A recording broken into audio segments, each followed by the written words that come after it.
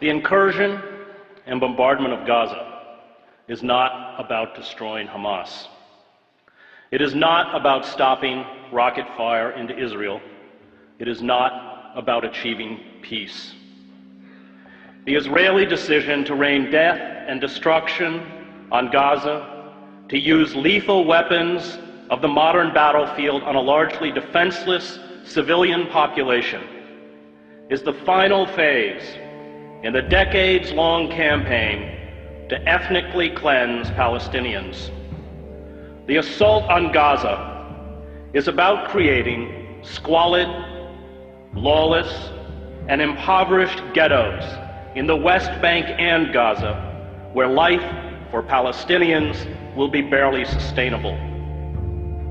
It is about building a series of ringed Palestinian enclaves where the Israeli military will have the ability to instantly shut off movement, food, medicine, and goods to perpetuate the misery. Privilege and power, especially military power, is a dangerous narcotic. Violence destroys those who bear the brunt of its force, but also those who try to use it to become gods.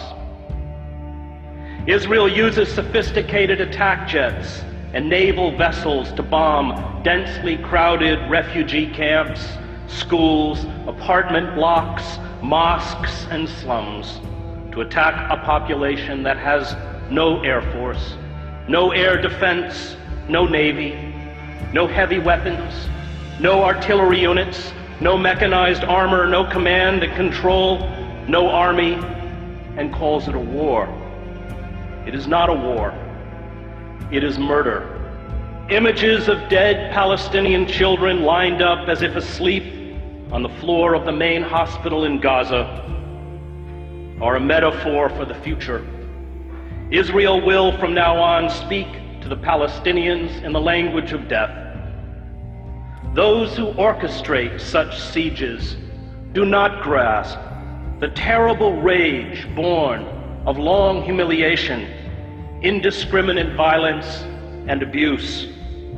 A father or a mother whose child dies because of a lack of vaccines or proper medical care does not forget. A boy whose ill grandmother dies while being detained at an Israeli checkpoint does not forget. Families who carry the broken bodies of their children to hospitals do not forget.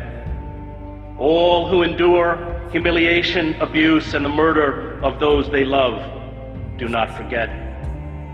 This rage becomes a virus within those who eventually stumble out into the daylight.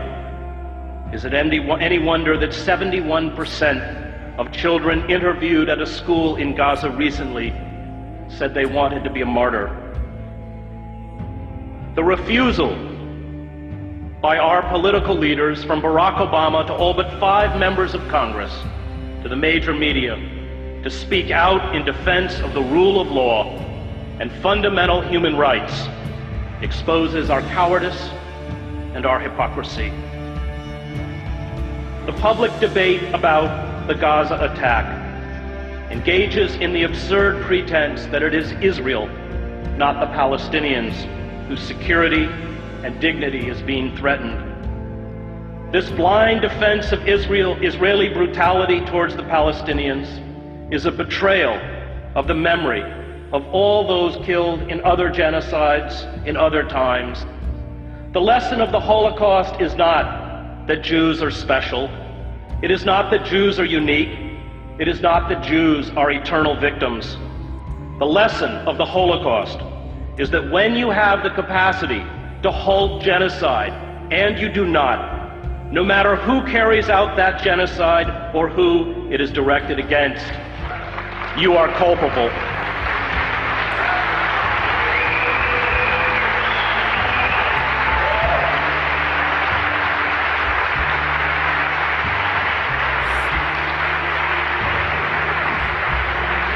And we are very culpable The F-16 fighter jets, the Apache attack helicopters, the 250-pound smart GBU-39 bombs are all part of the $3 billion military aid we give to Israel.